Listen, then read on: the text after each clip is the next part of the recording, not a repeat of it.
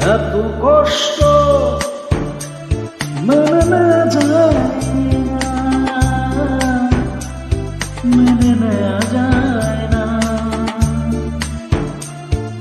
আমি যতটা না ভুল করেছি তার অনেক বেশি